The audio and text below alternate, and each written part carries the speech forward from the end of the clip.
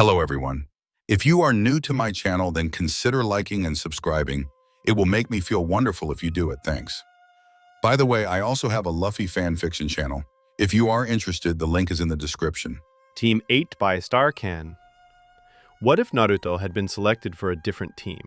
What if he'd had a different mentor? Who would guess the consequences would be so large? Adios. Chapter 21. Hinata's fingers ached, and it took her a moment to realize that her hands were tightly clenched as she stared down at her teammate's face. Naruto-kun was still unconscious from Itachi's attack, though he was resting peacefully now. But periodically his face would twist into an agonized expression like he was having a nightmare he couldn't wake from. At first, she and Shino had tried to wake him when this happened, thinking he was throwing off the effects. However, he could not be roused, even when Jiraiya-sama touched a forefinger glowing with chakra to Naruto's forehead. At that point, he frowned and Hinata felt her stomach drop. Their mission leader was wearing his all-business expression, when the playful facade he wore dropped away and she could see the Sannin behind it. "I think he's suffered some sort of mental trauma," he said thoughtfully, "and that's why he can't wake up. Fixing that sort of thing is beyond my skills."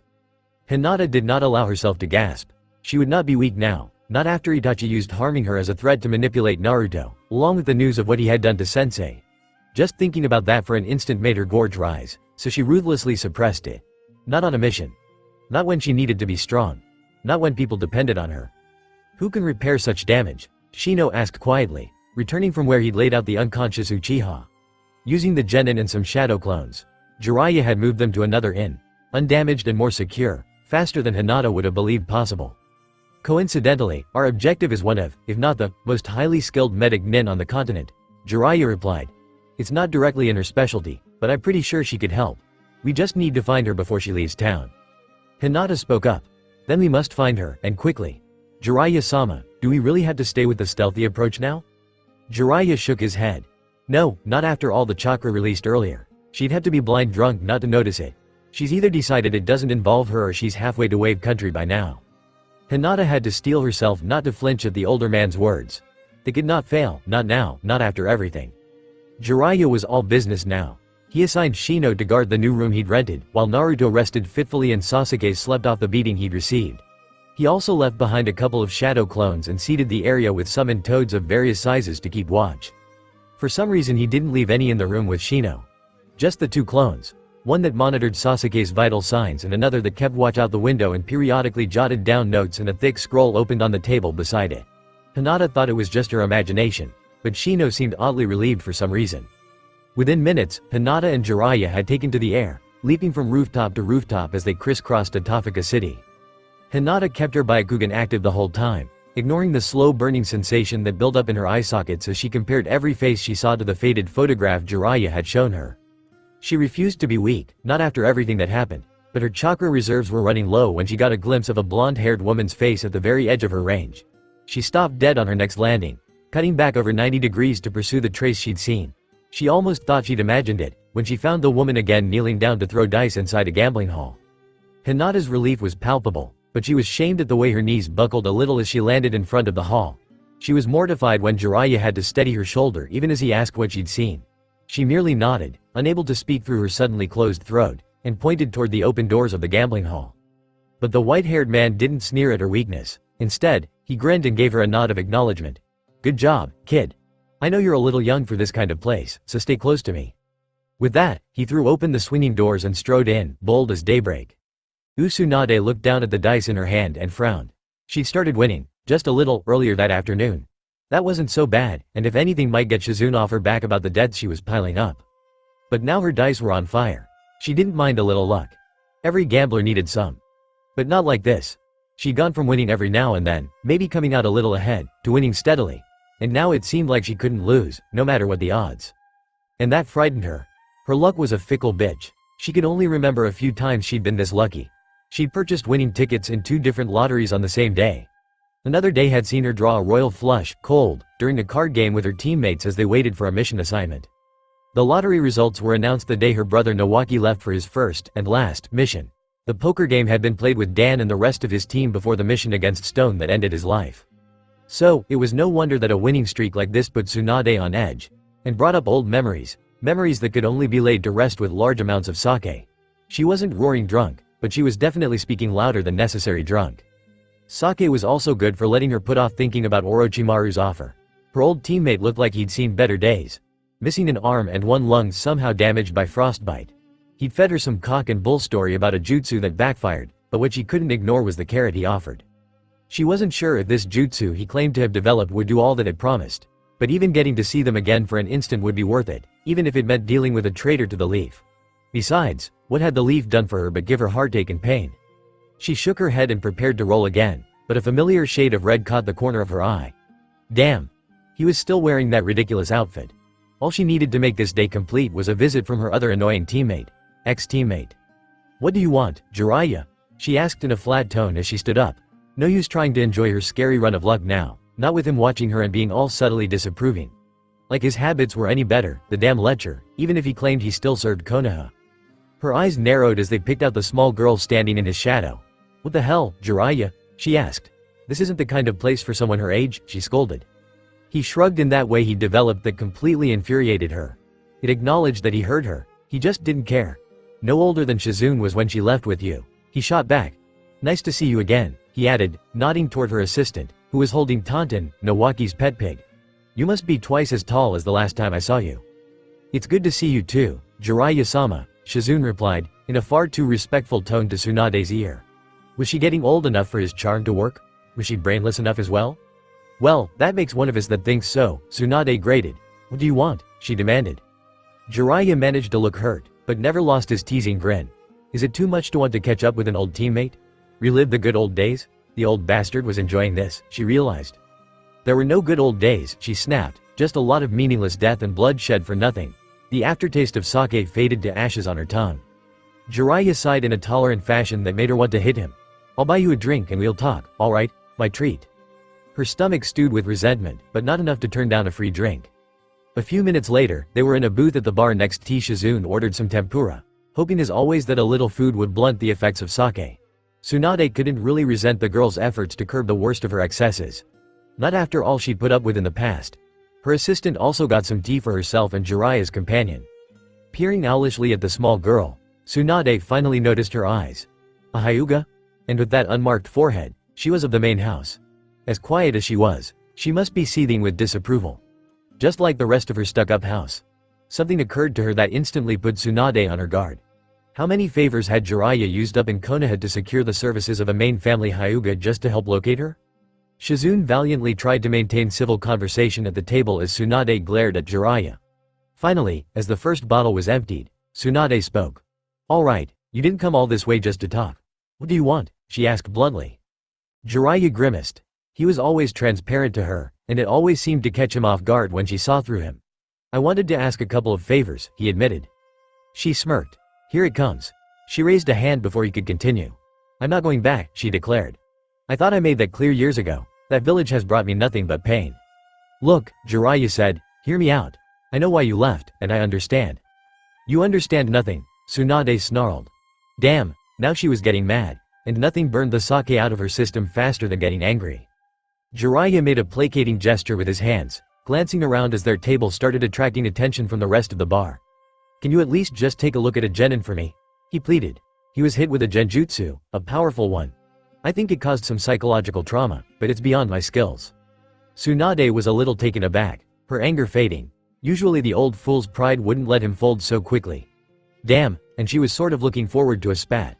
Maybe she could push him a little further. "So you acknowledge my superior skills?" she asked in an arch tone. Jiraiya assumed an unusually serious expression.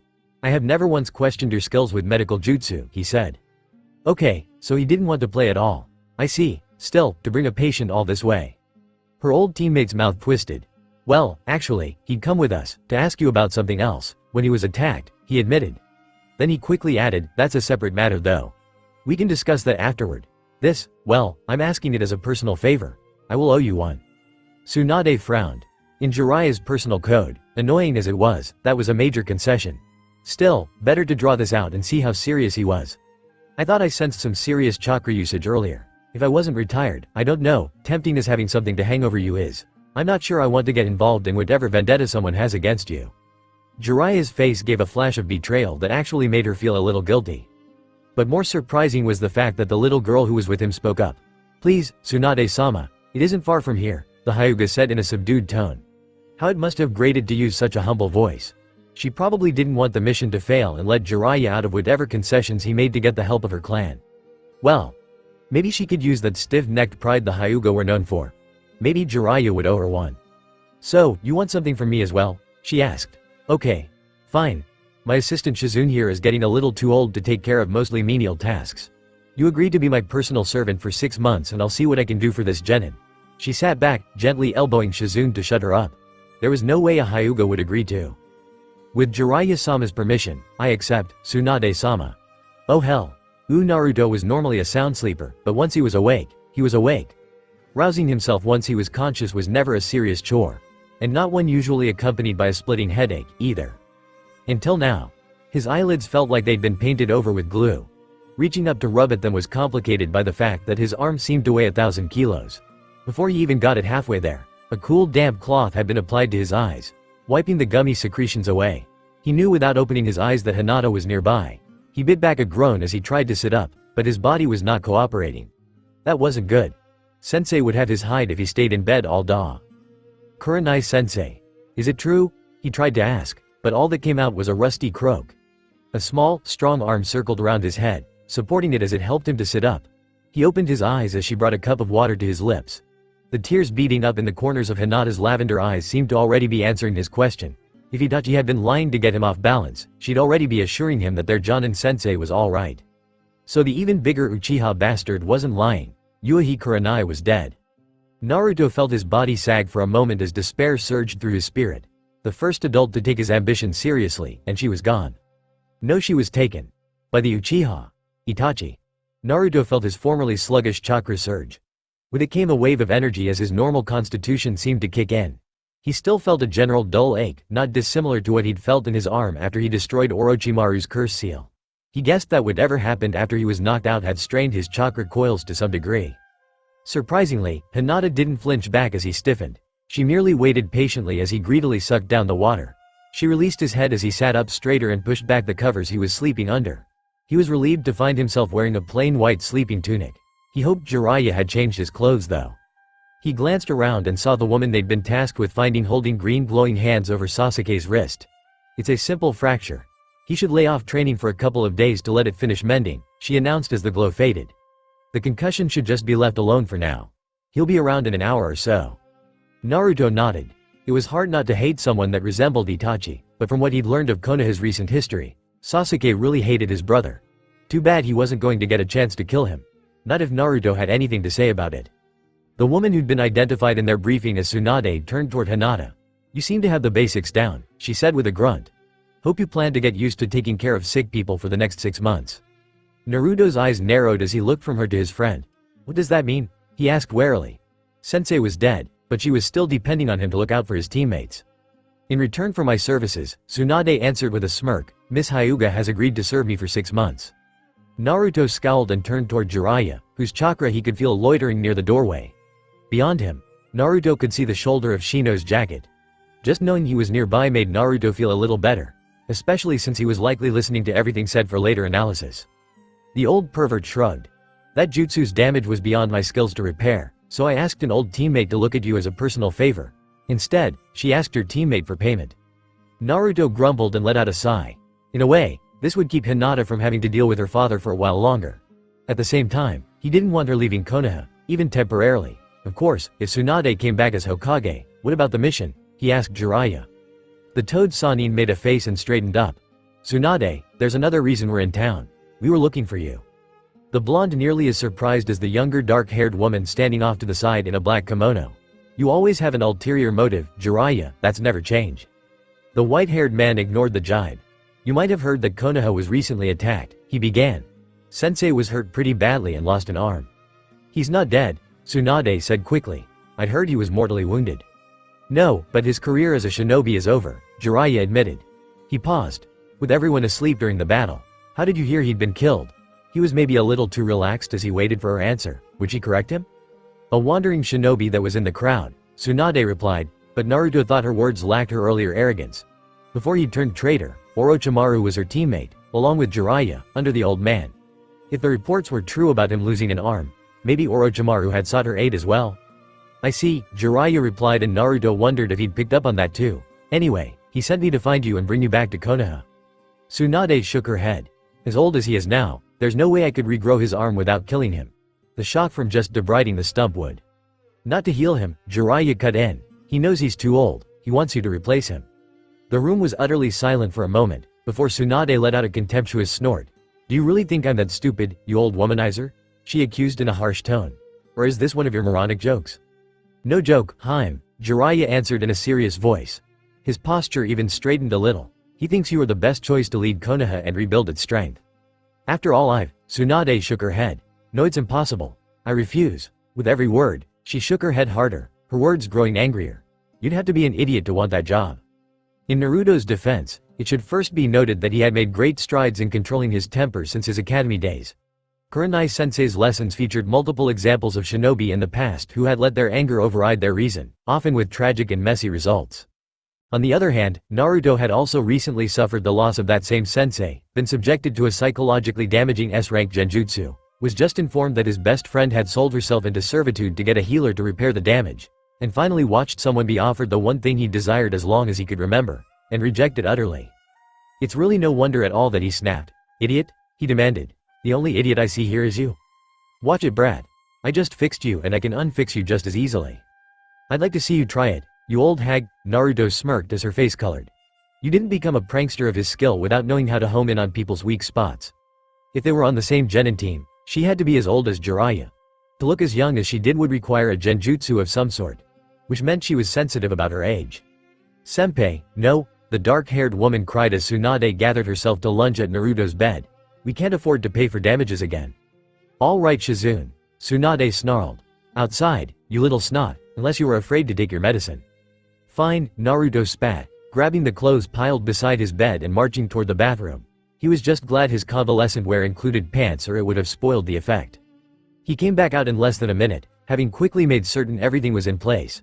He paused as he was about to pick up his sandals. You really think you can take me? He asked, remembering his mission briefing on the target.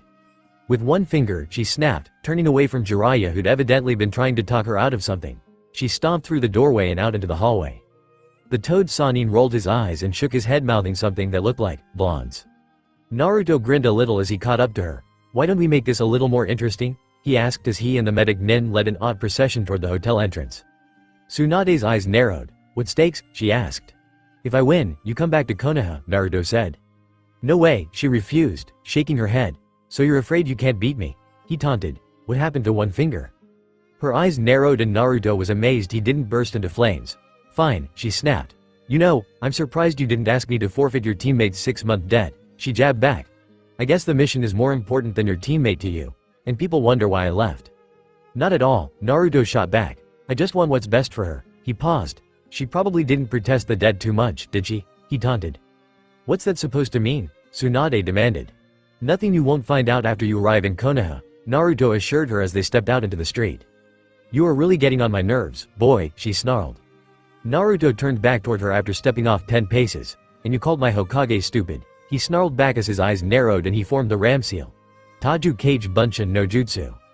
Everything went silent as the street filled with clones, along with the rooftops to either side. Then a double tsunami of green engulfed the slug princess. Jiraiya decided to stay inside, having heard far too much about Naruto's exploits during the sound invasion. Intelligence estimates of exactly how many clones the overexcited jinchuriki spawned while pursuing the sand genin were classified as an S-class secret, but from what he'd heard the boy must possess memories of working beside practically every member of Anbu before the fighting was concluded. The idea of being accidentally trampled by his subordinate was a little disturbing, but distinctly possible. Minato would never let him forget it if that ended up as his epitaph. Naruto's teammates hovered in the main entrance. Jiraiya didn't know what they expected to accomplish, other than provide moral support as his old teammate wiped the street with their friend. He just hoped he didn't have to sell another one of them into indentured servitude to pay the medical bill. Naruto hung back while his clones swarmed his opponent. Creating that many clones actually left him lightheaded for a moment, proof that he was still recovering from whatever Itachi had done to him. Unfortunately, Tsunade was annihilating them by the dozens. The really frightening part was that she was doing it with just the one finger as she specified. He didn't really want to find out what would happen if she struck him with that finger, but he suspected it would be as short as it was painful. Then the crazy alcoholic reached down and struck the street with that finger. The resulting shockwave blew all his clones off their feet and opened a fissure that arrowed toward him. Taijutsu or Dodenjutsu, it didn't matter. Naruto leapt backward, avoiding the seemingly bottomless rift, even as he raised his estimation of Tsunade's threat level. He started to understand why Oji-san wanted her as his new successor, despite her personality. "Get back here, you little coward," she bellowed. "If you run away, you forfeit, and maybe I'll take it out on my new assistant." Of course, that personality could be a weakness, Naruto thought as he gritted his teeth and charged back in. Tsunade grinned and set herself, right hand back, finger curled to the thumb ready to deliver a flick that would knock an ox into the next prefecture. But the genin stopped short and brought his hands together like he was about to begin a prayer. "Naruto Majutsu. Chakra pulse," he shouted, rotating his palms toward the slug princess in a throwing motion as he released the chakra he'd been gathering in his hara. The Sannin flinched back as the directed pulse wave washed harmlessly over her. Well, harmless to her body anyway. As Naruto suspected, she wasn't as young as she luged beneath a powerful genjutsu, one he had just disrupted. Naruto let out a laugh. "Wow, you really are old, Ba-chan." In an instant, his air was cut off as her fingers closed around his throat. It really didn't help that he was still trying to laugh behind his blocked-off throat. The humor of the situation faded a bit as things started to grow dim and his peripheral vision started to gray out. He noticed Shizune pulling at Tsunade's shoulder, but not doing much to distract her. Then a mass of Kikai bugs engulfed her head and nobody can ignore that. She released Naruto, formed her fingers into a seal, and dispersed the cloud with a burst of chakra. He felt Hinata's hands steady his elbow as he gasped for breath, trying to blink the swirling motes in his vision away. However, when Naruto straightened up, he had a large grin on his face. He massaged his bruised throat as he assessed the middle-aged woman with a few wrinkles and blonde hair fading to silver. That was a lot more than one finger, Hokage-sama. Tsunade's eyes widened. "You did all that, just to get me to break the terms of the wager?" Naruto shrugged. "It worked, didn't it? Or will you Welsh on our bet?" She scowled. "You're an interesting little pipsqueak, but be honest. Did Jiraiya put you up to that?" Naruto shook his head. "No, I just remembered something Kurenai-sensei taught me." Tsunade murmured as she restored her genjutsu. "I'll have to meet this sensei of yours." Naruto's face got a pinched look about it as Hinata let out a small hiccup. The Hyuga quickly walked back into the inn, Naruto following her, looking worried. The Aburame boy, Shino, turned to look at her, his face expressionless below his sunglasses. "Unfortunately, you will not have that opportunity," was all he said. Jiraiya wasn't surprised when Tsunade cornered him. He was just surprised it took her so long. In her place, he didn't think he'd be able to control his curiosity as well. That was probably one of the reasons Sarutobi wanted her as his successor. That, and what he threatened to do if his sensei forced him into the role. Fortunately, they both agreed that what he was doing now was too important for Konoha to give up. Of course, given how painful large pieces of her own history was, it shouldn't be any wonder that she could be suspect with the grief of others. If nothing else, he imagined she didn't want any reminders. After his victory, of sorts, Naruto stayed downstairs long enough to inhale some broth and steamed rice. Hinata was unusually insistent that he take it easy and go back upstairs to rest. Jiraiya wondered if she saw something in the boy's coils that worried her. For the brief moments it had been active, the Kyuubi had thrown around an enormous amount of chakra.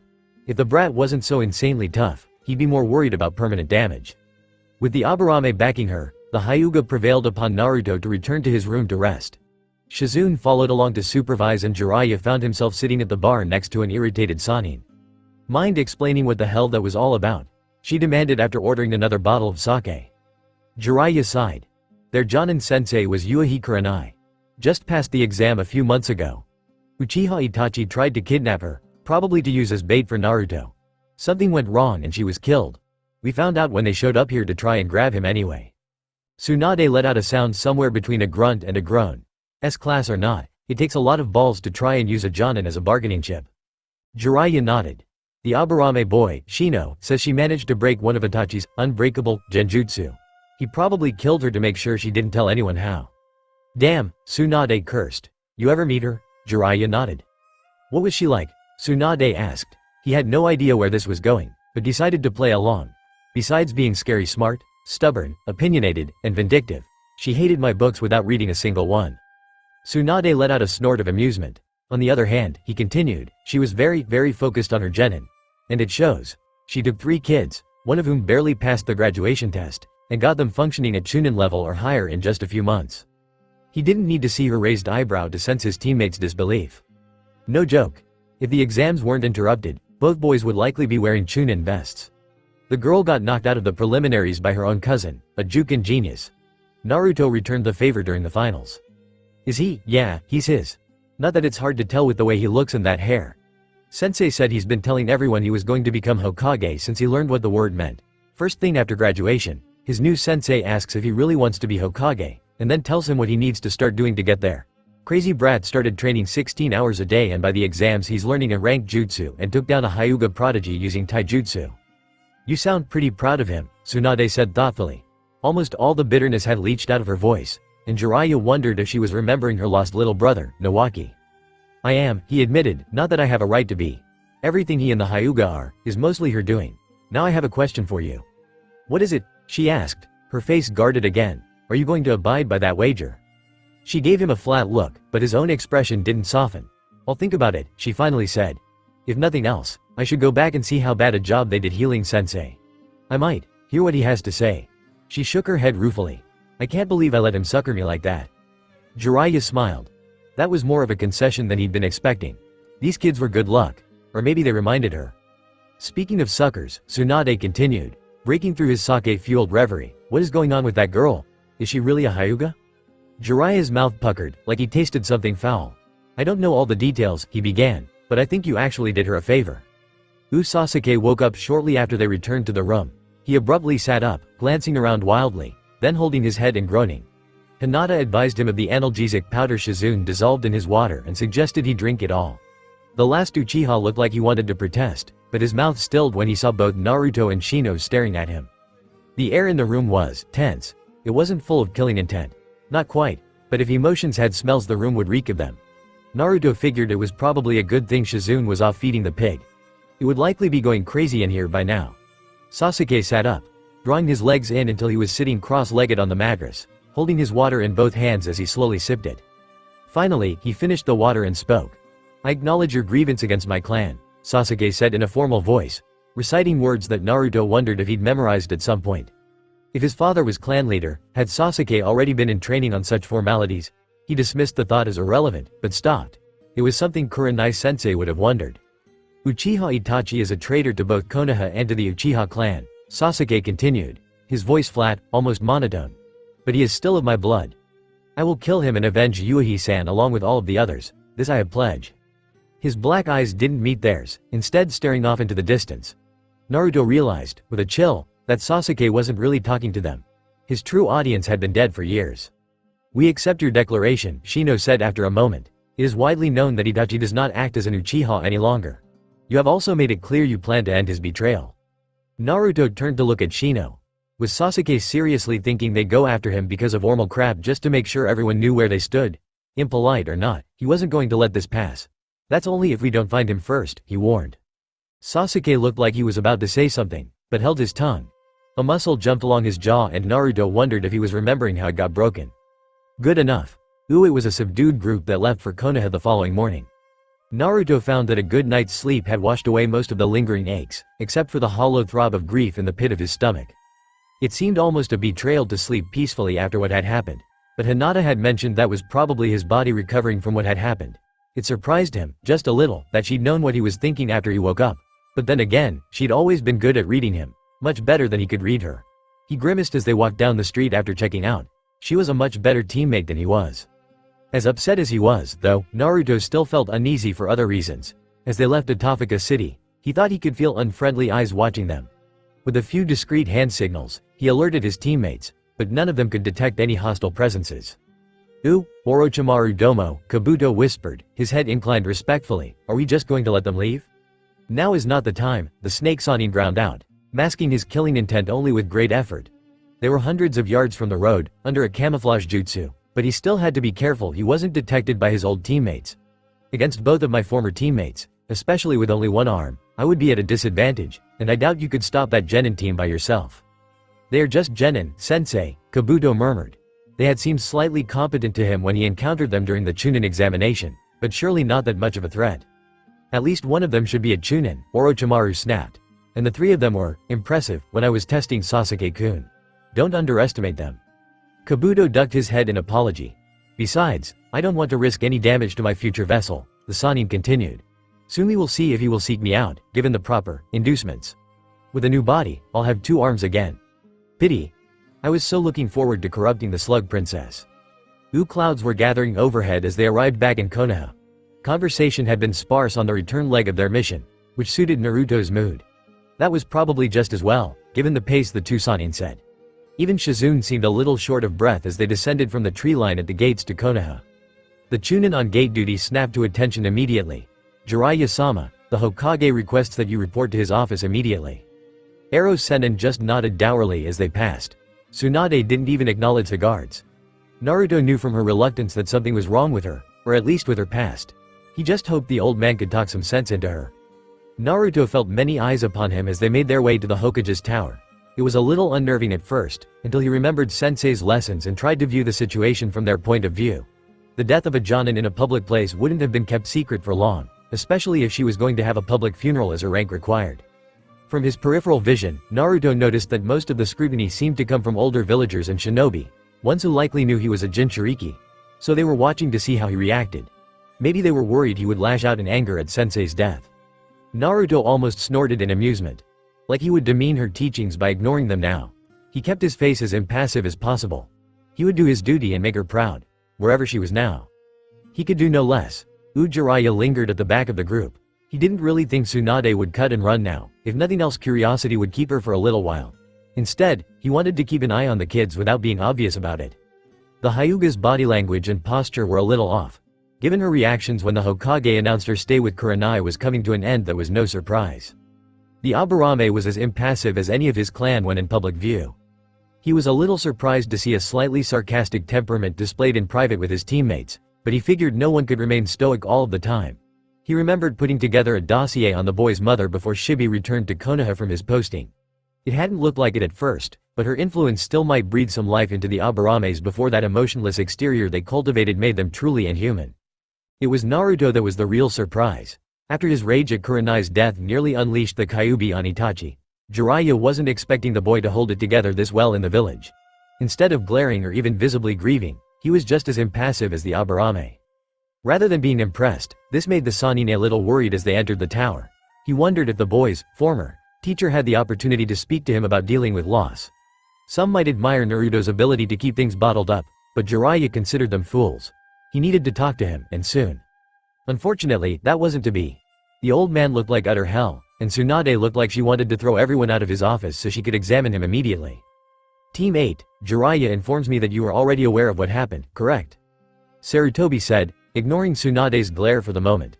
When they nodded, he continued, the memorial service will be held tomorrow, at the Square of Remembrance. He shifted his gaze toward the Uchiha.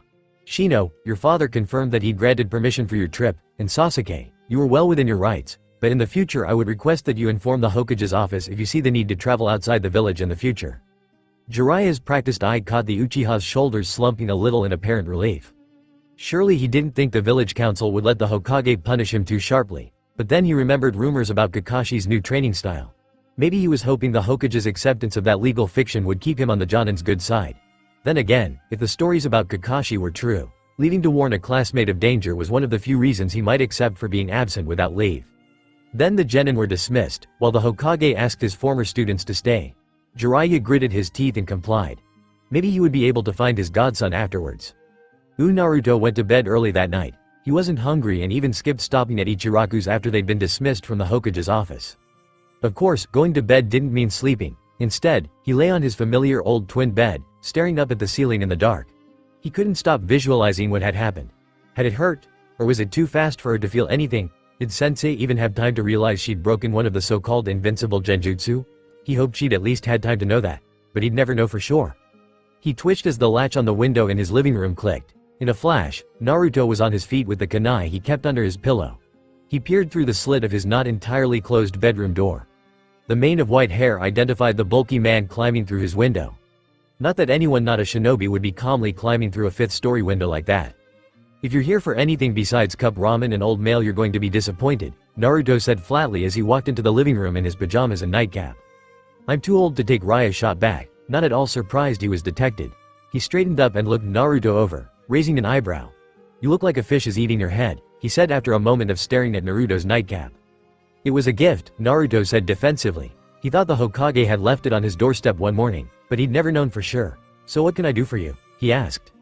"I thought you might want to talk," Jiraiya said after a moment. Naruto peered at the older man for a moment. Why was he so concerned all of a sudden? Then he thought about his prisoner and his teeth began to grind together. "Despite what happened with Itachi's jutsu, I am not going to willingly release the Kyuubi," he ground out. Jiraiya looked puzzled for a moment, and then horrified. "No, that isn't what I meant, brat." The Sannin scowled, and then took a deep breath. "I just thought you might want to talk. Alone." He made a face and looked down at Naruto's couch. "I was older than you were when I started losing people in the war. The old my sensei talked to me about it. It helped some. Your sensei isn't around, and I made a promise." Naruto glared at him while his mind worked. In a way, it made sense. Hinata was at home, where Jiraiya was hardly welcome. Shino had his parents to talk to. Maybe he was just trying to help. Maybe everything wasn't about the damn fox. With an effort, he reined in his temper. "I'm sorry," he said after a moment. "Would you like some tea?" He had some instant stuff that wasn't too nasty, and Hinata had taught him at least the basics of etiquette. So they sat on the couch and talked. Naruto turned a blind eye to the face Jiraiya made when he sipped his tea and listened as the man talked about losing his favorite student, and how he felt when he'd arrived back in Konoha too late to do anything to prevent it. Naruto didn't say as much, but did ask some of the questions that had plagued him. Yes, Kurenai-sensei's death had been quick and painless. Yes, from Kakashi's report, she seemed aware that she'd overcome Itachi's genjutsu. Jiraiya even reached over and rapped him on the scalp when he said he wished he'd been there. "Your sensei was a jonin, brat, facing one of the most dangerous missing nins of their generation," he growled. "I doubt at this point you'd have been anything but a hindrance. Your job is to work your ass off and get good enough so that when you do get a chance, you can clean his fucking clock. Do you understand me?" Naruto's fists clenched so tight he thought the skin would split. But he nodded his understanding. "Does it ever get any easier?" he asked after a moment. "Not even a little," Jiraiya said. "And if it ever does, then I don't want to know you, understand?" Naruto slowly nodded. "Good," Jiraiya said. "We get enough of that crap from Danzo's little cult. He says that the perfect ninja has no emotions, but people that practice that nindo never seem to last. They either completely lose their personality, or they crack like Itachi did." Naruto scowled at the reminder. He wondered if Jiraiya was doing that on purpose. Maybe an enemy would mention Itachi just to provoke him. It was something to consider. Kurenai-sensei would do something like that. As the night wore on, the pauses between questions and answers grew longer and longer until Naruto finally drifted off to sleep. He was mildly surprised to wake the next morning tucked securely into his own bed. The weather the following day was appropriately gloomy. Storms had moved in during the night, and the morning dawned damp and overcast. Naruto found it appropriate as he slowly donned the plain black formal uniform that every shinobi was issued, but no one spoke of. The funereal garb was worn only if a shinobi of jonin or higher rank was killed in service of the village. Such occasions demanded a formal memorial service. Not many attained such an exalted rank, and the loss of even one was a hard blow that must be acknowledged by the village as a whole. This tradition began with the founding of the village hidden in the leaves, and was still followed to the letter. Naruto stared at the dark fabric bunched in his hands. If the rumors were true, he nearly had to wear this for the old man's funeral. He squeezed his eyes shut as they burned. It wasn't fair. Why did she have to die when he wasn't there to do anything to stop it? The fine hairs on his forearms bristled as he felt his chakras circulate faster. With an effort, he calmed himself. He would not dishonor his sensei with an outburst, especially not today. He let out a shaky breath and thought about Jiraiya's words the previous night. Naruto shook himself and slowly got dressed. The reality of what he faced today made everything seem off. Almost dreamlike. Maybe part of him hoped this was all a bad dream he could wake up from. Even with no basis in reality, just the possibility made his pulse race. He clamped down on his emotions again. Jiraiya's words aside, this wasn't the time to give in to them. He dressed mechanically and made his way to the square at the appointed time. The overcast morning light seemed to leach the color out of everything it touched, making the horrible occasion seem even more unreal. It wasn't until he saw his teammates that everything became real for Naruto. Shino stood as still as a statue, flanked by his parents. Hinata's blank white eyes were rimmed with red. The Hyuga was flanked by her cousin and father. While Neji stood at her elbow, his presence was at worst neutral. Her father, on the other hand, fine wrinkles gathered at the corners of his eyes. While his eyes were as pupilless as any Hyuga's, his attention seemed to be fixated on his eldest child as she held herself stiff and still. Given what he heard of the clan elder, he was probably searching for any crack in Hinata's public veneer, so he could reprimand her later. Bastard. His appearance, along with the more welcome presences of Shibi and Misato, also served to remind Naruto that with no family, he stood alone. He glanced toward the podium, where Jiraiya and Tsunade flanked the Hokage. Jiraiya looked uncomfortable, but didn't move. Naruto flinched a little when a hand came down on his shoulder. Iruka-sensei was there, flanked by Konohamaru and his friends. The scar-nosed Chunin gave his former student a sad smile. Konohamaru was uncharacteristically pale and silent. Naruto supposed the death of an adult who'd rescued him was a hard blow. Naruto gave them both a firm nod and straightened his spine a little. A light drizzle fell as everyone assembled into ranks and the old man gave a short speech. Naruto couldn't recall a single word of the eulogy. Instead, his eyes sought out the framed photograph of Uchiha Kuranai that was placed on a fabric-covered stand at the front of the square.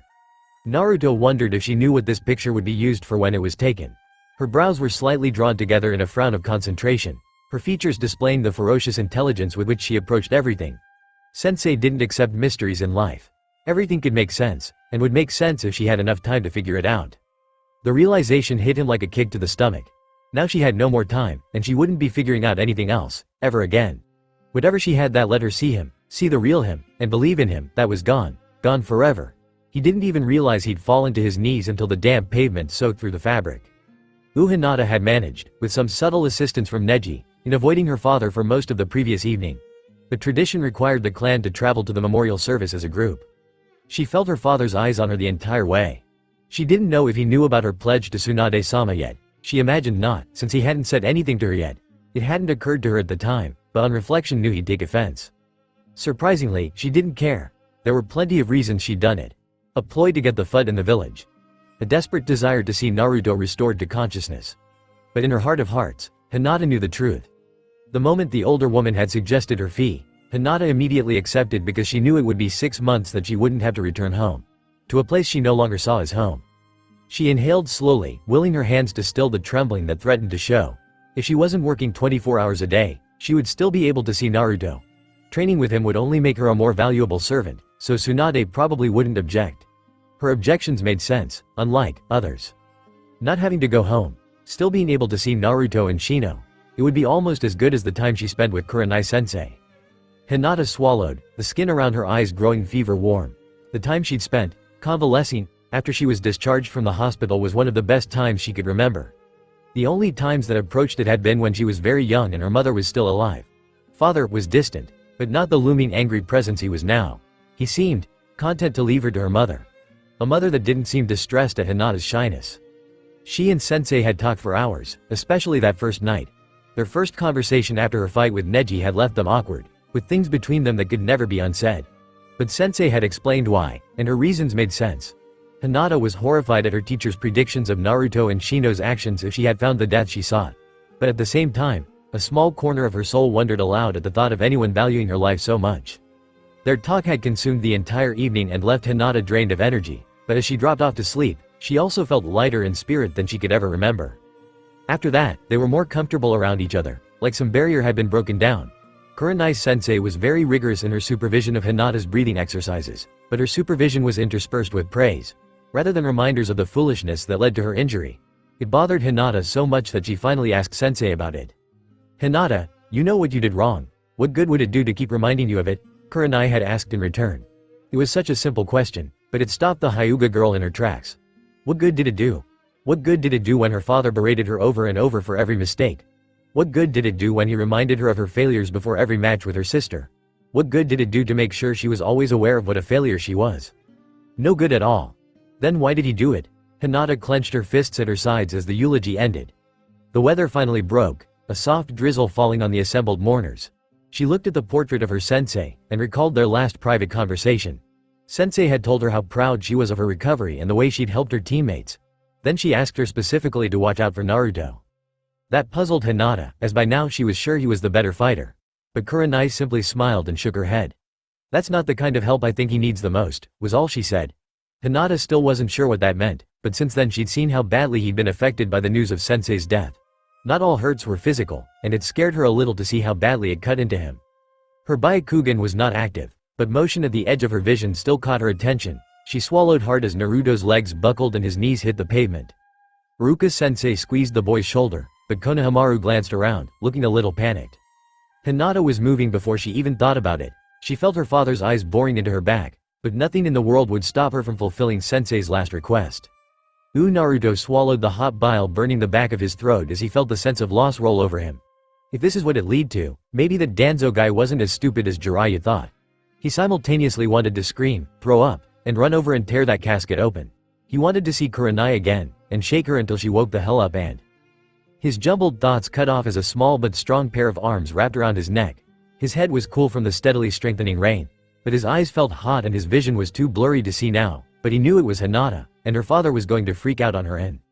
Biting back a sob, he wrapped his arms around her waist and squeezed her like a drowning man would hold a life preserver. His eyes screwed shut, he could hear the steady pound of her heart through her jacket. The sound seemed to soften the jagged shards of grief ripping through his insides. His whole body shook as hot tears poured from under his closed eyes. He didn't want to open them, knowing they'd be red for more than one reason. Then another arm draped across his shoulders and the sound of Hinata's heartbeat was joined by an agitated, but steady hum. Shino's hives. Naruto realized in an instant. He let out a shuddering breath. No, he wasn't alone. He'd never be alone. The sound of teeth grinding was audible from several feet away. Hyuga Hiyashi had seemed shocked, at first, at his daughter's violation of proper decorum. Especially as it was to comfort an ill-bred piece of trash that clearly had no idea how to behave in public. He settled for glaring at her for a moment. Hopefully, when she looked back, she'd see his expression and realize the gaffe she had committed. That way she would know to return to her proper place without him having to break protocol as well. Except she didn't turn around, or even look back. His sense of outrage building, Hiyashi was about to step forward to retrieve his errant child when he blinked in confusion. The Aburame boy was standing with them as well now, engaging in very unusual behavior for one of his clan.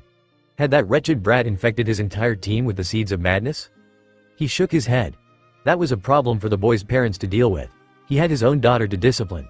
It was at this moment that two shinobi, both wearing the formal black tunic and pants, stepped forward, flanking him on each side.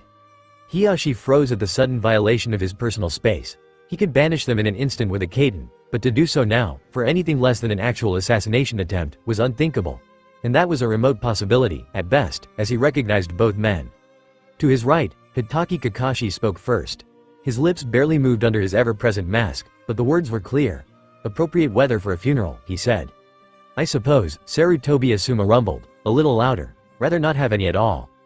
True, Kakashi agreed. Still, it's nice to see such a strong turnout. Making Jonin is hard work, something that people should recognize, even if they never see us doing our jobs, nay? If we do it right, no one ever sees us, Asuma agreed. Kakashi nodded. Good to see that respect. It's important. Especially since Kuranai was one of us, right, Asuma? Right, Kakashi. Kakashi nodded again. Good to see your team together like that. Shows how much she will be missed. Hiyashi made a sharp inhalation. If he thought the humiliation of the Hyuga clan was some sort of tribute to… They're doing better than I did, Kakashi added, seemingly as an afterthought. When my sensei died, I went on a bender, just so I'd be too drunk to attend the ceremony. I didn't know that, Asuma added quietly. Things were really a mess back then. I doubt anyone really noticed. I'm sure sensei understood. Kakashi murmured. Anyway, he added in a firmer voice, I know you have no wish to do anything that might seem disrespectful to Kuranai-san's memory, so you'll stay right here and leave your team alone to say goodbye as they wish to. You have no right clan, Hiyashi hissed under his breath. No, I don't, Kakashi agreed. But I do have a right to share any jutsu I've acquired. You know, copycat ninja Kakashi, and all that. Bingo book says I know over 1,000. He shrugged eloquently. I know of at least 24 that can neutralize or otherwise bypass eye bloodlines. Like the Byakugan. Uruka's always after me to contribute some jutsu to the academy curriculum, especially for their advanced jutsu workshops. Hiyashi froze in place. He turned his head fully toward the former anbu captain. That's treason, he said harshly. No, not at all. I'm providing these to the village as a whole. Just because everyone else in the village learns how to fight against the Byakugan, if they have to, doesn't make it treason against Konoha, does it? I don't have anything half so elegant, Asuma added. I'll just kick your ass if you take one step towards those kids. Hiyashi turned toward the more direct threat. Do you really think you can do that? He asked with a sneer. A few days ago, Asuma replied in a low tone as the rear ranks of the assembly slowly departed. The two of us were fighting two of the most dangerous missing nins in the world. We were out of position or too slow to save a valued comrade from being killed. Now here you are, someone she clearly despised, trying to make an ass of yourself and disrupt her funeral. He paused. How can we not? Hiyashi barely stopped himself from lashing out at the fool and making an even bigger spectacle of himself. You haven't heard the last of this, he snarled. Kakashi merely nodded thoughtfully. Come, Neji, Hiyashi commanded, and stalked toward the back of the memorial square. Neji nodded and followed. His expression did not change as he caught the eye of his own sensei, who had a somber expression, but still spared his student a nod. Author's notes. Many thanks to Runamok and Bibliophile for awesome beta work. Someone has already asked about the Rinnegan. Just because Naruto doesn't learn it at exactly the same time as canon doesn't mean you will never learn it. Do you really think Jiraiya won't at least try to teach Naruto the technique his father invented?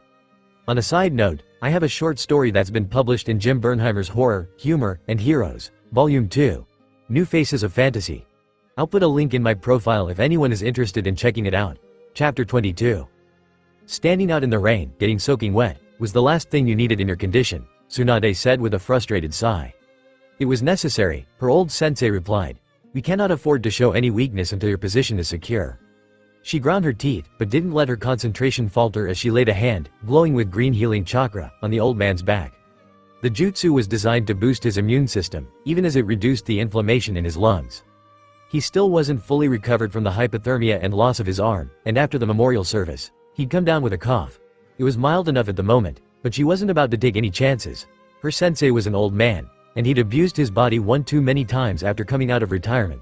From an objective point of view, retiring was the only logical course of action, and as a physician she applauded his good sense. If only it hadn't meant saddling her with his job. Damn, she needed a drink. After a minute, she released her jutsu and stepped back. The old man straightened and took a deep breath. He smiled. You haven't lost any of your skills, he said. Flattery might get you somewhere with Shizune, but not me, Tsunade replied. I artificially boosted your immune system, but it's only temporary. If you don't take care of yourself, you'll be a lot sicker when it wears off. That means no strenuous activities, lots of clear fluids, and a minimum of 12 hours of sleep every night. I don't think I've ever had that much sleep in a night since I was a chunin. Get used to it, old man, she snapped. You aren't a teenager anymore, and your body needs time and rest to recover. I suppose that means we need to move up your assumption of the office then, he said quietly. Tsunade didn't like it, but she nodded anyway. As much as she didn't really want the responsibility, it didn't change the facts of her prognosis. Naruto stood, hands clenched into shaking fists, staring at the gate. Go ahead and open it, Ero Sennin grumbled behind him. After a moment, he bowed to the inevitable and opened the gate. A gravel path led to Sensei's. What used to be Sensei's house? He still felt a little numb as he walked, his sandals making almost no noise. The gravel was tightly packed, and endless hours of practice made it a habit to move without disturbing the ground more than necessary. Yet another thing she'd taught him, something else he'd never have a chance to thank her for. Naruto took in a deep breath through his nose, and held it for a moment before letting it slowly puff out his cheeks as he exhaled. This was a lot harder than he imagined, and he didn't think for an instant it would be easy. The Hokage acted as the official executor for the wills of any konoha shinobi that did not specifically assign one. He was a little surprised when Jiraiya showed up at his apartment with a sealed scroll, but he knew Oji-sama was still recovering, not to mention buried in paperwork. Then the old pervert really knocked things askew when he bluntly told Naruto he'd asked for the chore. I'm going to make sure you don't do anything stupid while you are still getting your act together, he'd said. Naruto bristled a bit at that, but went silent when he learned that Sensei had left him her house, her home. His first impulse was to say he didn't want it. He wanted no profit from her death, but before he even opened his mouth, he knew that was one of those stupid things Ero Sennin was talking about. Just his luck he'd have gotten someone assigned to the will who wanted revenge on the fox, and would have found some way to cheat him. So he'd held his tongue, and gave the white-haired old perv as respectful a nod as he could manage. The keys were loud in the lock as Jiraiya opened the front door. The air inside was so still. Naruto knew it was his imagination. The house hadn't stood empty that long at all. But nonetheless, he felt like an intruder here. His stomach grew leaden as Jiraiya spread the papers on the table in the kitchen. Showing an unexpectedly sensitive side, he turned away to fuss with the tea, and let Naruto read Kurenai's words with no audience. If you are reading this, then something has happened to me. Hopefully, whatever happened to me did not harm your teammates. But if that is the case, then you may alter my last instructions to you accordingly. Your teammates will do the same with the packets that are to be delivered into their hands. Her words were surprisingly formal, but that actually helped. It was like a mission briefing. No emotion, just information. And the mission? He felt his jaw set in a determined line. If she had one last mission for him, then Uzumaki Naruto would make damn sure it was a success. I have no blood heirs and am the last of my line. As such, I have free reign with respect to the disposal of my material assets. My home, the land, and all associated assets will pass into the possession of Uzumaki Naruto, upon the condition that this home always remain a safe haven for his squad mates, Hyuga Hinata and Aburame Shino, and their heirs. When you became a team, I gave you a charge, perhaps unfairly, to look out for your teammates. That is because I recognized your potential, your strength. The will of fire that the Hokage speaks so highly of. I can only say in my defense that I was proven correct to believe in you, Naruto. My last request is that you continue to do so. I will leave you most of my material assets to make this possible. I freely admit that in writing this do, I have laid a very heavy burden on someone who is just getting ready to test for chunin. However, I am also making similar requests of the others. Together, the three of you have become a remarkable team, one I am humbled to have had a part in creating. Stay true to each other, and I will rest content, knowing that the legacy I leave to Konoha will be greater than I could ever have imagined. Naruto swallowed the lump that had formed in his throat. She was proud of him and his team. So proud. Her legacy. To Konoha. That's how she saw Team 8. Naruto stared through a window into the approaching twilight as the smell of brewing tea filled the kitchen. Naruto slowly moved into his new home. He wasn't reluctant to leave the apartment, he just didn't know what to do with Sensei's things. Fortunately, Hinata volunteered to help him pack her things away without even being asked. Whether it was her own thoughtfulness, or Sensei thinking ahead one last time, it didn't matter, he was grateful. Shino helped with the garden out back. Naruto enjoyed gardening himself. Mr. Uko was thriving far better on the back porch than he ever had in his pot at the apartment. But Shino was an aburame, and they cheated. As his colonies swept the yard for inimical insects, Shino mentioned that most of Konoha's farmers paid a small retainer to his clan to keep their harvests pest-free. As he watched his friends Kikai bugs march off to battle, Naruto could believe it. Eventually, though, his teammates returned to their homes, and Jiraiya went to do whatever it was he did at night. The quiet inside his former sensei's home was palpable, leaving Naruto to fidget nervously. He couldn't help feeling like an intruder, or worse, a thief. He repeated Kuranai sensei's words in his mind, trying to focus on the last mission she'd laid upon him. Finally, he sat at the hearth in the kitchen, heating water for tea. He wasn't really thirsty, it was more in the way of needing something to do. As he shifted to put the kettle over the fire, Naruto felt one of the hearthstones shift slightly under his weight. Frowning, he stood up, wondering if the mortar needed to be patched. Pulling at the stone, he was surprised when it shifted slightly to the side and abruptly came entirely loose from the hearth. Frowning, Naruto laid the stone to one side and inspected the hollow beneath it. Inside was a tightly wound scroll. He swallowed as he unrolled the first few inches and saw it was Saruto. Please try to read this when you are alone. The information on this scroll is potentially dangerous, especially if certain parties were aware you knew it. If you are reading this, I am more than likely dead. If that is not the case, please return this scroll to its hiding place and ask me about it the next time we are alone. If I am no longer available, then I will gift you with all that I know, and let you make what use of it that you will. As you will soon discover, this is not a pleasant gift. The truth never is, which is why so many would hide it given the chance. We've spoken before of looking underneath the underneath. There are times that is very, very hard to do, especially if it means confronting uncomfortable truths about one's home. By the time you finish reading this, you may wish to burn this scroll and forget it ever existed. I would not blame you. But I would not rest easy in the afterlife if I died without making provisions for you to have everything you might possibly need to keep yourself and your teammates safe. Most of this deals with a cautionary tale from my own past, and a great deal of guesswork as to how things happened the way they did. If I had concrete proof of everything I suspect, I would have gone to the Hokage with it long ago. Unfortunately, some charges cannot be made without ironclad evidence.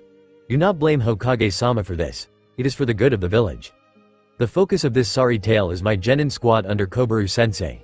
My teammates were Inuzuka Nomaru and Fukuda Matai.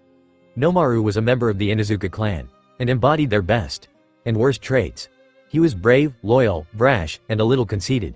Still, he was a good friend, and I'd like to think that, if he'd had a chance to mature a little more, he would have been a credit to his clan. Matai was raised in a farming village outside Konoha, but while bringing their harvest to Konoha, his family was killed in a bandit attack. A Chunin patrol chasing down the bandits arrived in time to save Matai and brought the orphaned boy back with them. He applied to join the ninja academy and was accepted after they discovered he had the potential to channel chakra. He was a couple of years older than I and the rest of his classmates, but he was very focused and quickly caught up to the rest of us in his studies. He was a little unusual looking. His eyes were almost as pale as a hyuga's, but his deeply tanned complexion and messy black hair betrayed his peasant origins. A few children raised in various clans sneered a little at the country bumpkin, but Matai ignored them. If anything, the taunts made him work even harder. I'm proud to say that Nomaru and I never had any part of that. As he trained, Matai displayed a true talent for taijutsu, and was one of the best in our class by the graduation exams. In time, the three of us were assigned to Kobaru-sensei and began taking D-ranked missions. Matai's work ethic and unrelenting good cheer made the insufferable tasks all the more bearable. In time, I came to consider him my best friend, with Nomaru a close second. In time, we eventually progressed to C-ranked missions and began performing reconnaissance missions outside the village. Our team, with an Inuzuka's nose, my talent for genjutsu, and Matai's ability to move stealthily and disable enemies quietly with taijutsu, were eventually groomed as a scouting team. As we grew older, Nomaru began dating a village girl and I started wondering if my feelings toward Matai might lead to more than just friendship. It was a couple of years after you were born that we first ran into serious trouble. The attack of the Kyuubi left Konoha's ranks depleted for years, and Iwakager began pressing our borders, confident now that the Yellow Flash was no longer around. We were patrolling the border, not unlike the first mission of Team 8. Only with Iwakager clearly spoiling for a fight. Our team ran into a heavy ambush. The opponents were either extremely competent bandits bribed by the Iwa ninjas, or simply Iwa shinobi out of their uniforms. It was clearly an attempt to make us disappear, while on our mission, and perhaps torture some information out of us regarding Konoha's forces in the region.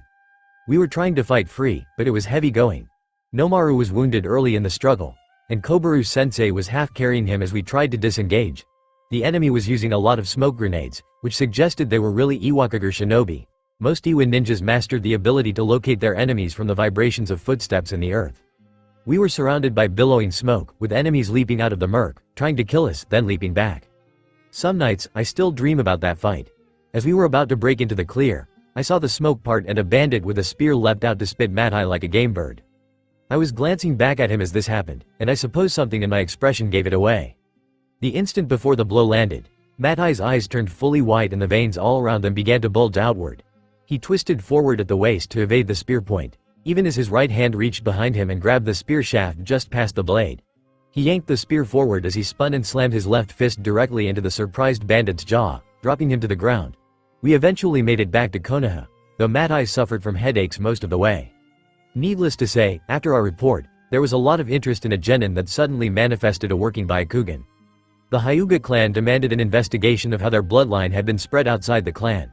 Some of this was understandable, as there had recently been an attempt to kidnap the clan head's daughter. However, Matai had no idea where it had come from, and his parents had both been killed while traveling to Konoha. After several interviews with the Hokage's office, Matai was cleared of any wrongdoing. At this point, the Hyugas graciously offered Matai a position within the branch family. However, Hiyashi had not made a very favorable impression on Matai when he first demanded to know how some peasant had acquired their precious Byakugan. Also, it was whispered throughout the village that the clan leader's own twin brother, and member of the branch family, had been sacrificed the previous year to placate Kumo's demands for the life of Hiyashi. Either fact was enough to make Matai politely decline the honor he had been offered. I myself was pleased with his decision, for reasons I wasn't quite ready to admit to myself. Later, Kobaru-sensei told us that a motion had been filed within the council to either forcibly remove Matai from active duty, or require him to receive the branch family seal, for the good of Konoha. The measure was voted down by the rivals of the Hyugas, including the Uchiha and other clans. The Hokage himself would not support the motion, citing that Matai was not a Hyuga, and in no way answered to the clan. Forcing a non-clan shinobi to join a clan or submit to their will was not a precedent he wanted to set. So after a couple of months of recovery and doing D-missions while the politics played out, we were finally cleared to leave Konoha again. Tensions with Iwa had eased after a series of escalating skirmishes depleted their border guards without any measurable gain. Therefore, a simple courier job was an ideal mission to test Nomaru's recovery and allow us to work the rust from our skills. We never saw the ambush coming. One moment we were traveling along a mountain path. The next moment it seemed like the entire world blew up in our faces. From the lack of warning, I think the path was mined with explosive tags. The initial explosion left us scattered and wounded. I had fallen back slightly to adjust my sandal. That loose strap saved my life. Unfortunately, it also meant I had a clear view as half a dozen kunai trailing ninja wire wrapped around Kobaru-sensei. Half stunned as he was, I donned explosive tags attached to the wire before they detonated, tearing sensei to pieces. That same combined explosion hurled me backwards off the path, knocking me out. But as I flew backwards, I clearly saw Nomaru decapitated by a large sword, and Matai. Matai had volunteered to take point that day, hoping to gauge the effectiveness of his altered eyes. The explosion hurled him forward, straight into the blades of a trio of swordsmen that erupted from the ground. All three blades ripping out through his back was the last thing I saw before the darkness took me. I awoke hours later at the bottom of a ravine, filthy, bruised, and quite obviously concussed. The explosion seemed to have thrown me halfway down the mountain, and that mad tumble is probably the only reason I survived. It took me hours to find the path and make it back to the ambush site. It wasn't until I saw for myself that I accepted that my teammates were all dead. My memories of staggering back to Konoha were rather disjointed, owing to both my head injuries and my grief. At first, there was a lot of suspicion about what happened to my team. However, the majority of the suspicion was aimed at myself for being the sole survivor. It was a long time before the torture and interrogation unit cleared me of any wrongdoing. In the process, I came to know my principal interviewer well enough to share my suspicions regarding the attack. Make no mistake, this was no ordinary ambush. Overwhelming force was used to intercept a courier packet of limited value. Furthermore, the precise nature of the ambush revealed a detailed knowledge of both our route and my team's composition. Finally, more men were detailed to kill a single genin than his Jonin sensei. These circumstances suggested a foul betrayal at the highest levels of Konoha's government. The courier mission was funded by the village council, an ordinary update typical of those sent to the daimyo. The list of people with sufficient knowledge to have set us up was as short as it was disturbingly distinguished. Privately, the man I confided in agreed with my assessment. However, he also concluded that I lacked sufficient proof to make any accusation stick.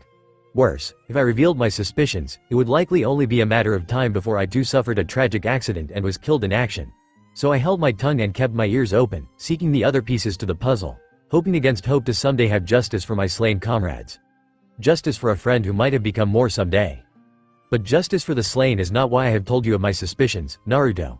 My debts are not yours, and I would not see you spend your life addressing those wrongs, if that was all that this was about.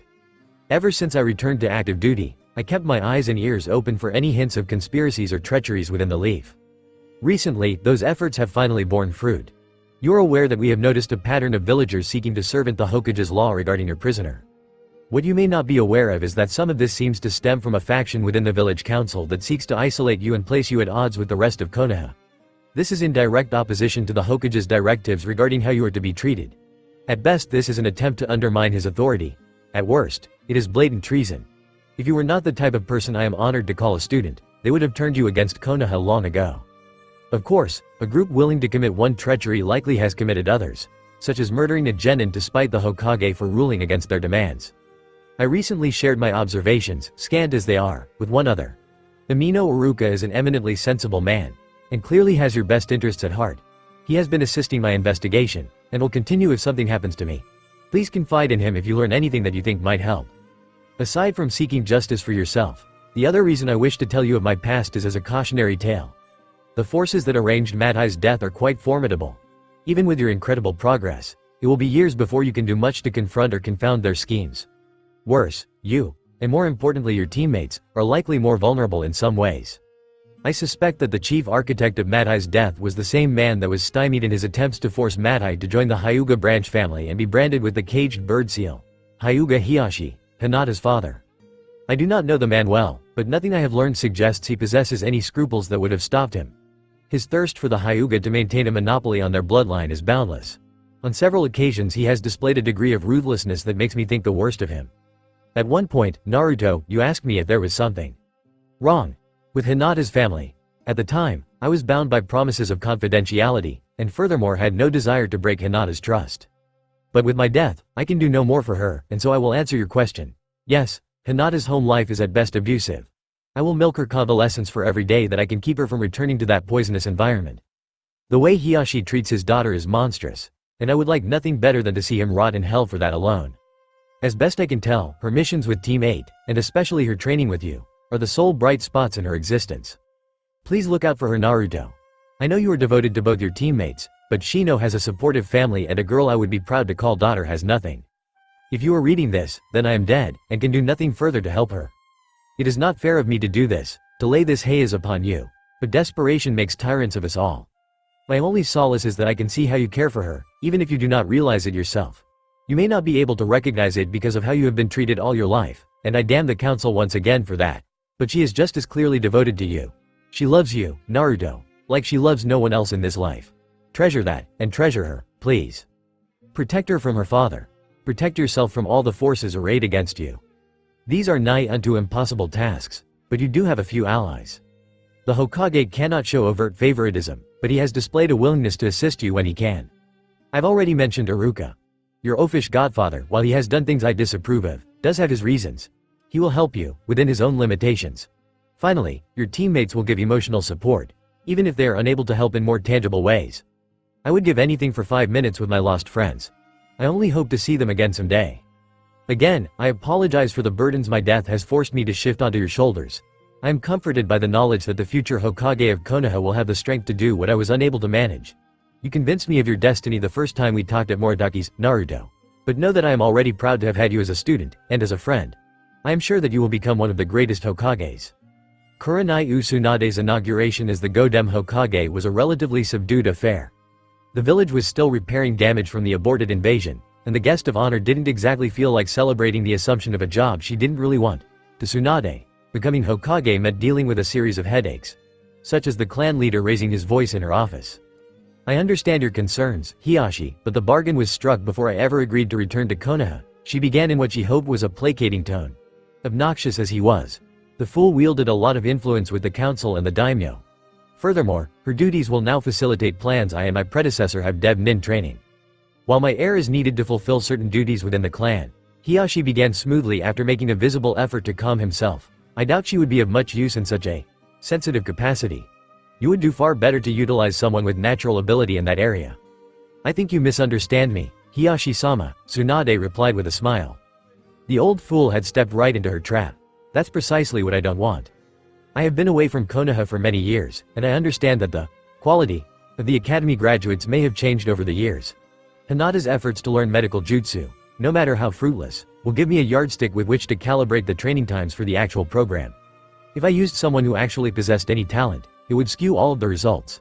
No, Hinata's all-around mediocrity, as you have described it, is exactly what I need." "I see," Hiyashi said after a long pause. It was clear that he really didn't. It was also clear that he didn't want to admit that fact. "And after she fails the program?" he asked. "That won't be allowed," Tsunade answered in a firm tone. "I'll work her into the ground if I have to, but I will get my full 6 months of service. If nothing else, it will teach her to bargain with greater care in the future." "I suppose it might," Hiyashi allowed in a slightly approving tone. "I have already expressed my displeasure with her actions, but I will leave it to you to demonstrate the true foolishness of her offer." "As you wish, Hiyashi-sama," Tsunade agreed. She didn't quite simper. Not even this fool was egotistical enough to fall for that. No sooner had he left than the side door to Tsunade's tower quarters opened and a scowling Shizune strode in. Anticipating many late nights working, Tsunade had asked her apprentice to unpack there, rather than airing out the Senju clan residence. She raised an eyebrow at her senior apprentice's thunderous expression. Right up until she saw Hinata shuffling in behind her, eyes downcast. "Oh hell," she groaned internally. Their voices must have carried through the door. From what Jiraiya had passed on, she was sure the girl's hopes had been crushed. Might as well brazen it out, she decided. Now that the idiot is gone, she began. "I can tell you my real expectations. I am going to work you hard, and you are going to be an incredible medic nin, understand me?" Now the girl looked confused, but that was at least an improvement, and Shizune didn't look at her like she'd crawled out from under a rock anymore. "I told your father what he wanted to hear in order to get him out of my office.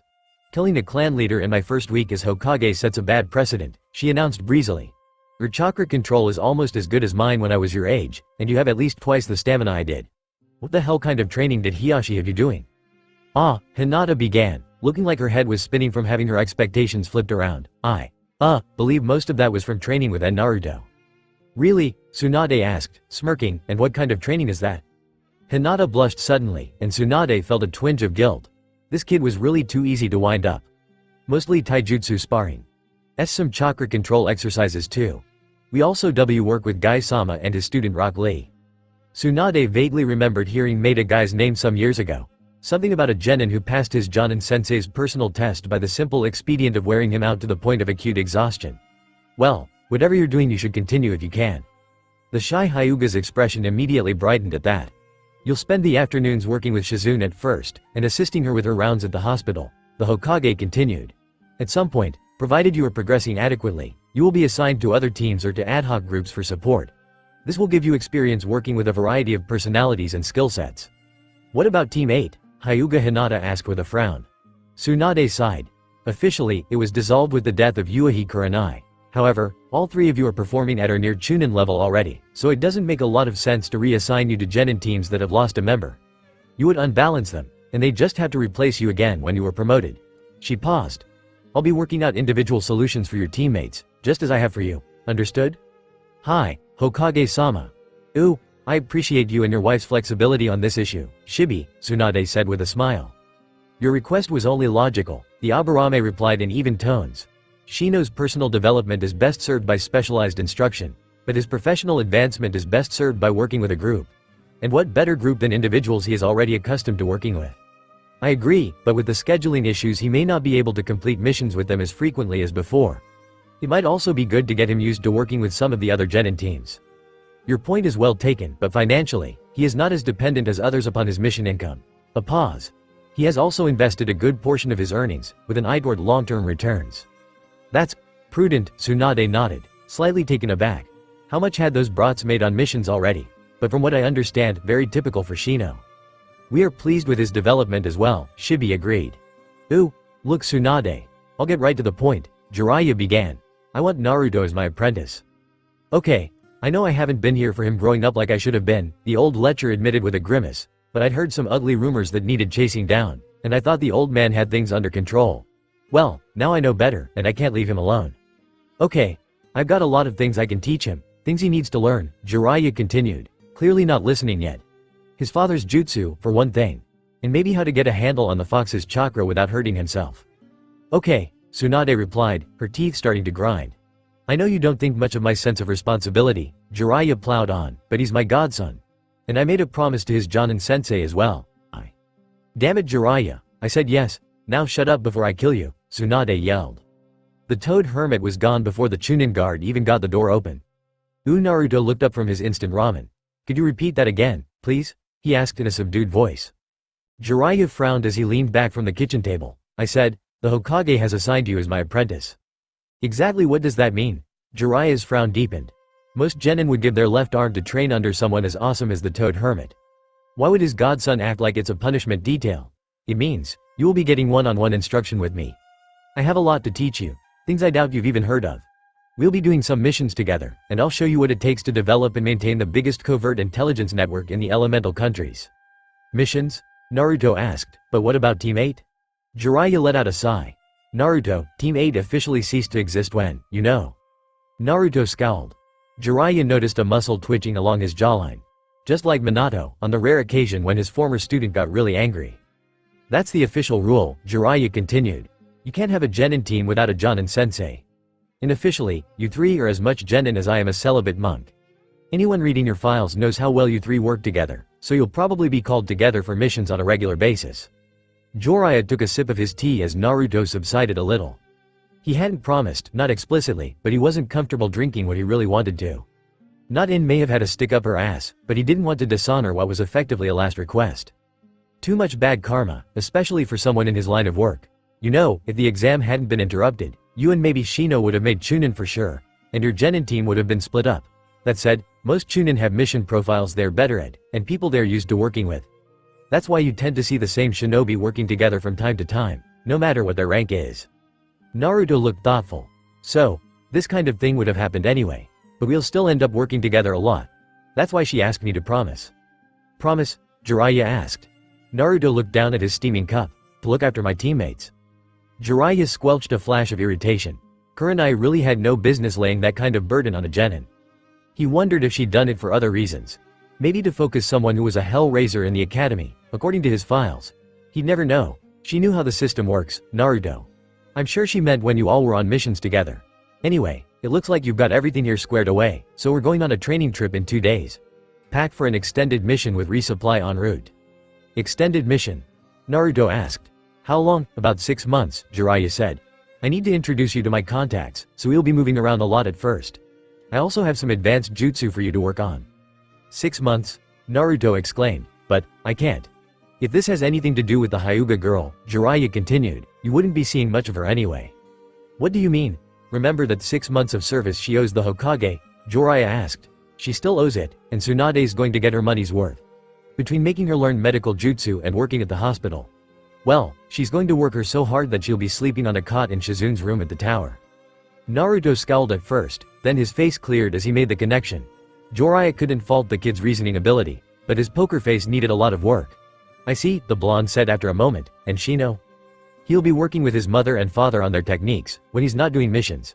Tsunade said something about socializing him, so I think he may tag along with some of the other teams on missions to get him used to working with more than just you and the Hyuga. 2 days from now? Naruto asked. His expression indicated acceptance, if not agreement, that would have to do. Jiraiya nodded. Naruto sighed. Alright, that will give me time to say goodbye. Naruto wasn't specifically looking for Iruka-sensei when he ran across him in the business district, but he had been going around and making his goodbyes to the few people that would actually miss him.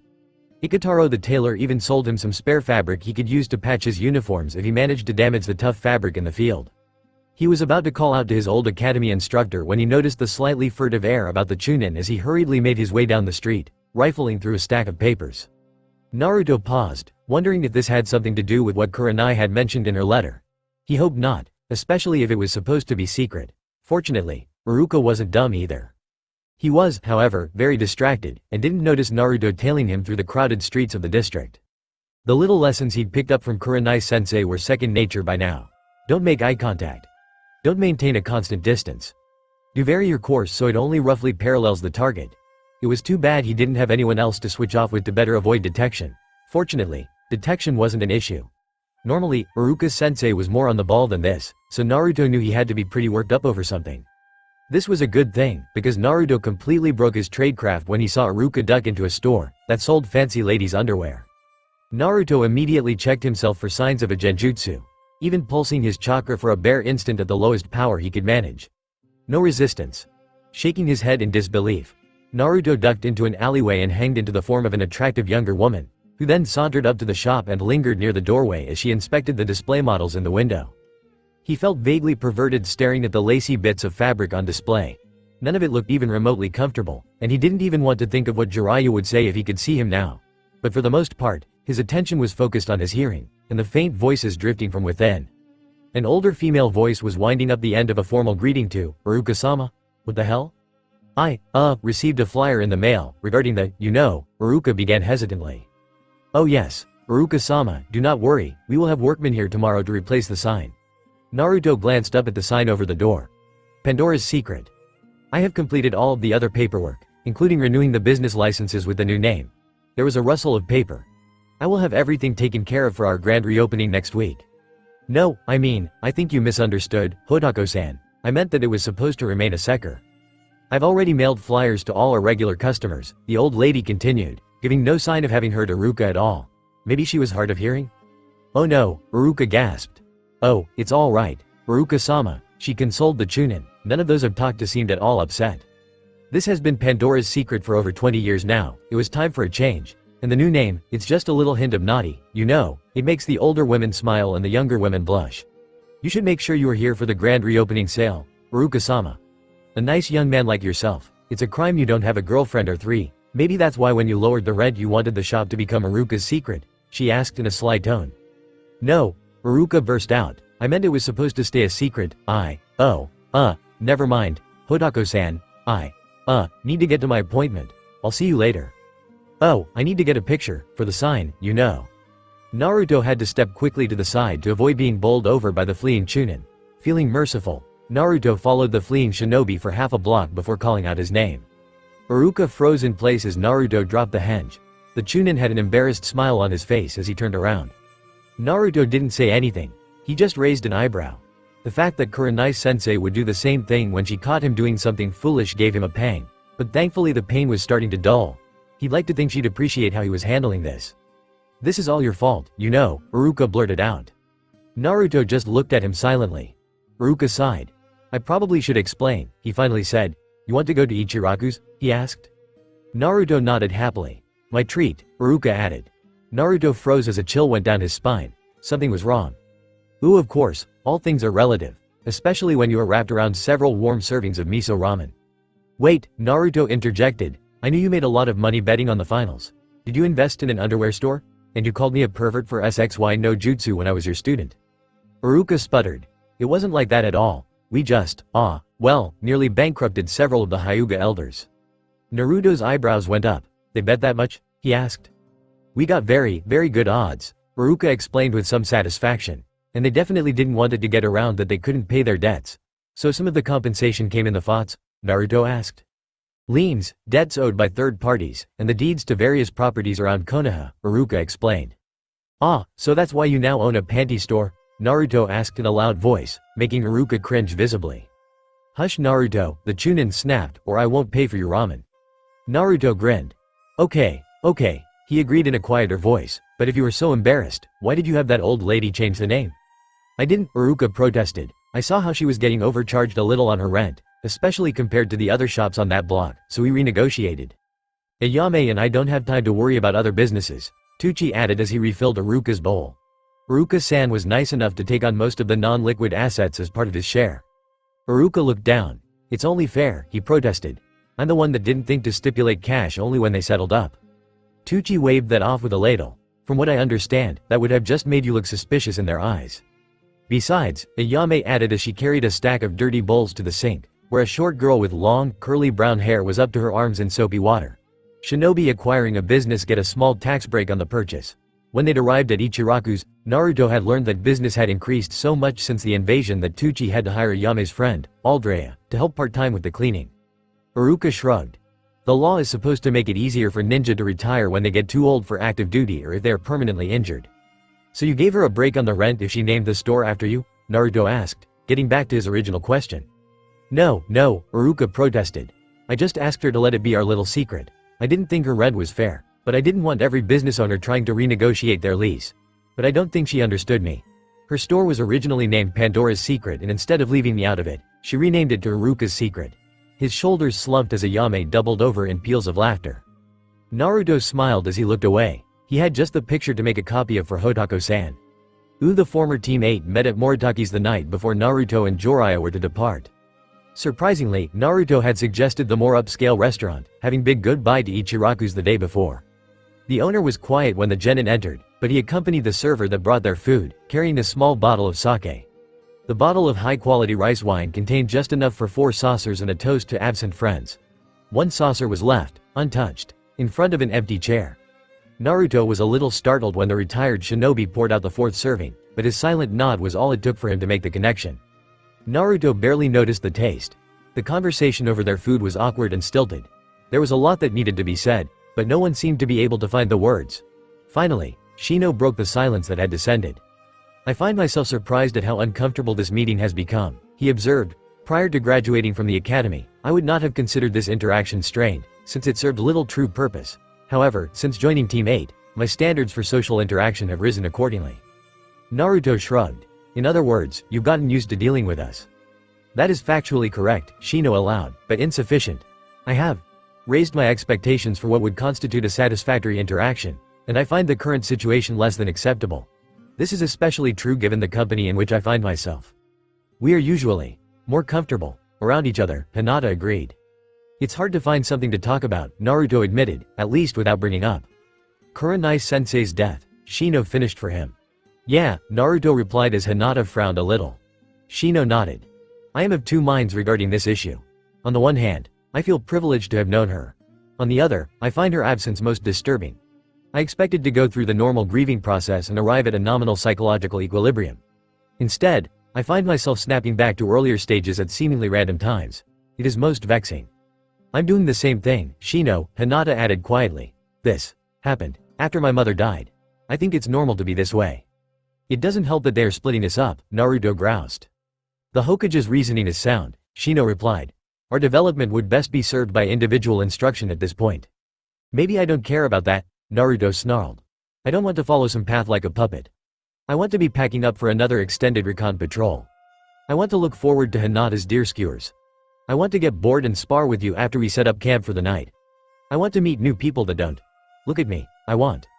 You want to sit around the fire and listen to one of Kurenai-sensei's stories and try to pick out the hidden lesson," Shino finished for him. Naruto closed his eyes as they prickled with hot, unshed tears. He just nodded, not trusting his voice. The silence dragged on until Hinata softly cleared her throat. Maybe when you return from your trip, Naruto, we can request a patrol mission together. We would need practice working together again, right? It would be wise if we were allowed an opportunity to incorporate any newly acquired skills into our teamwork," Shino agreed. "And we will likely have stories of our individual tasks to share." Naruto opened his eyes and smiled at Hinata. "I think that's a great idea." When told about Naruto's new assignment, Gai-sensei had requested they meet briefly before Naruto left with the Toad Hermit. Naruto was used to getting up at the crack of dawn, and Jiraiya most decidedly was not, so it wasn't really any imposition at all. On the other hand, given the green-clad Jonin's eccentricities, Naruto was bracing himself for a battle royale to test the fires of his youth before he left on his youthful training trip. The fact that those very words sprung to mind with no effort worried Naruto more than he cared to admit. Instead of seeing Lee or maybe even Ten warming up, Naruto found Maida Guy alone in the clearing. His mood was unusually somber, which also put Naruto on edge. "Thank you for coming," Guy said in a formal-sounding tone that was at odds with his usual diction. "There is something I wish to discuss with you." Naruto nodded slowly. Immediately after the Chunin examinations, Guy began. "I asked your teacher about your training. I noticed you using a technique, Swamp of the Underworld, to great effect in your victory over Neji." Naruto felt rather uncomfortable now. He and Neji had not spoken since that confrontation at Ichiraku's, but Hinata had hinted that her relations with her cousin had changed in a major way. That didn't mean he was comfortable discussing the fight with the boy's sensei, especially with how viciously it seemed to end. But Guy continued on heedlessly. "It was not hard to realize you had learned that from Jiraiya-sama, but I was curious regarding any other techniques you might have acquired. Jiraiya is best known as Konoha's Toad Summoner, and I was curious if he had taught you that as well." Naruto frowned in confusion. Since the exams were concluded, she confided in me that you had declined to sign the Toad contract, due to concerns regarding how they might interact with your teammate, Aburame-san. Guy continued. "Is this still a concern?" Naruto nodded slowly. Jiraiya hadn't brought it up again, but Naruto still felt it was a possible issue if he ever took missions with Shino again in the future. "I see," Guy replied, smiling a little. "That brings me to my current situation. Certain contracts have non-youthful requirements. For example, in Konoha, the toad requiring a prospective summoner share a drink with the boss toad, Gamabunta. This is quite the spectacle, as you can imagine." Naruto's mouth dropped open a little. For made a Guy to consider it to be, he shuddered. "I hold the turtle contract as the chief summoner," Guy continued, not noticing. "One of my youthful duties, as outlined in the contract, is to make sure that each generation includes at least one chief summoner with the ability to summon their leader. The turtles have legends of the end of the world, and the role they will play in it, so they must always be capable of coming here to prevent it." The last was said with a more normal Guy gusto to it, snapping Naruto out of his shock. "I have worked extensively with my youthful students," Guy admitted sadly, "but none of them show a strong desire to master the some arts. Lee is, of course, dedicated to taijutsu and becoming a genius of hard work trademark. Neji is focused on perfecting the Hyuga way of the gentle fist, and Ten is walking the path of the marksman, and dedicating herself to weapons mastery. Therefore, he concluded, I will have to seek elsewhere to find a fitting chief summoner in the next generation of shinobi." Naruto blinked. "You have nearly equaled Lee's fires of youth when it comes to your dedication to training," Guy continued. "And you have the chakra reserves necessary to someday summon the friend of all children." Guy abruptly held up his hand as Naruto opened his mouth to speak. "I have also made inquiries regarding the other issue. Most of the turtles are herbivores, and the ones that do eat insects do not do so in quite the reflexive way the toads do. There should not be an issue, and I myself have worked with Aburame shinobi in the past with no unyouthful issues." Naruto blinked. The normally overenthusiastic Jonin had really thought everything through. He also realized the great honor he'd been offered, especially after Kuranai had made him apologize profusely to Jiraiya. Even if Naruto wouldn't change his mind. "I would be honored to sign the turtle contract, Guy-sensei. What other requirements should I be aware of?" he asked delicately. He just hoped green leotards weren't part of the deal. Naruto practiced the seals in his mind as he waited for Jiraiya next to the gate. The sequence wasn't particularly long for some. It was more the chakra flow and how it was modulated that determined who you pulled. There was also a lot of memorization to connect chakra signatures with names and abilities. Such details were far too sensitive to be committed to paper, so Guy-sensei verbally gave him a list of the basic tier to memorize, and suggested he summon the higher ones individually and meet with each one. They could tell him about their immediate superiors, and this would also help fix them in his mind, as well as let him get used to their individual quirks. It seemed that almost every summoned creature was an individual, no matter the contract. Just some contracts had more individual variation than others. Of course, the turtles were as individualistic as they could get, especially since they were, by nature, usually solitary. On the other hand, almost all of the snakes were cold-blooded jerks, at least according to Jiraiya. It wasn't too long before the white-haired shinobi ambled up to the gate, but he wasn't alone. Shino stepped forward first, clasping Naruto's hand firmly. "I will await your return," was all he said. Naruto nodded. Hinata was a little hesitant, but inside Naruto was proud of how she straightened up and squarely met his eyes. He thought about what Kuranai had written about his teammate and swallowed. Without a pause he stepped forward and hugged the girl, closing his eyes as he squeezed and pressed his face into the side of her neck. He inhaled a little, to remember the faint smell of sweat, kana oil, and medicinal herbs coming from her jacket. "Stay strong," he whispered into her ear, his lips unmoving. She was frozen, seemingly in shock, but his words must have registered because she locked her arms around his shoulders with surprising force, almost squeezing the breath out of him. She held on for a moment before she released him, stepping back self-consciously. Naruto smiled at them both as he stepped back as well. No more needed to be said. "All right, Naruto," Jiraiya demanded in a rough voice. Naruto was pretty sure he had a hangover. We got a long way to go before it gets dark. Naruto nodded. With a last wave to the rest of Team 8, he joined Jiraiya and slid through the village gate.